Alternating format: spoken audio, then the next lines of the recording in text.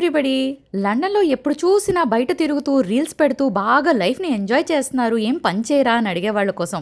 పొద్దున్నే లేచి, టీ తాగి, లాండ్రీ చేసుకొని, ఇక్కడ మన పని మనమే చేసుకోవాలండి. మేట్స్ ఉండరు కదా! ఆ తర్వాత గ్రోసరీ షాపింగ్.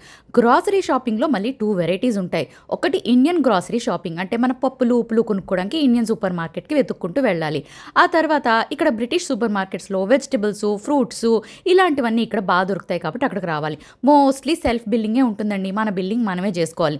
మళ్ళీ ఆ కార్ట్‌ని తోసుకొని వెళ్ళి, కార్‌లో పెట్టుకొని, డ్రైవ్ చేసుకొని, ఇంటికెళ్ళి, ఆ సామాన్లన్నీ సర్దుకోవాలి. కాసేపు అలా ఫ్యాన్ గాలి పీల్చి, మళ్ళీ ఇదిగో ఈ వాక్యూమ్ చేయాలనమాట. ఇల్లంతా వాక్యూమ్ అయ్యాక వంట చేయాలి. అంతో ఇంతో కొన్ని డిషెస్ డిష్ వాషర్ ఉన్నా వాష్ చేయాల్సొస్తది. ఆ తర్వాత తినేసి ఇప్పుడు యూకేలో సమ్మర్ కాబట్టి సాయంత్రం కాస్త బయటికెళ్ళి అలాగా ప్రపంచాన్ని చూసే అవకాశం దొరికింది. మళ్ళీ వింటొస్తే మధ్యాహ్నం 3:30కి చీకటి పడిపోద్ది. మూసుకొని ఇంట్లో కూర్చోవాలి. ఇక్కడ మనకు పెద్దగా ఫ్రెండ్స్, రిలేటివ్స్ ఉండరు కాబట్టి నేచర్‌తోనే ఫ్రెండ్‌షిప్ చేయాలి.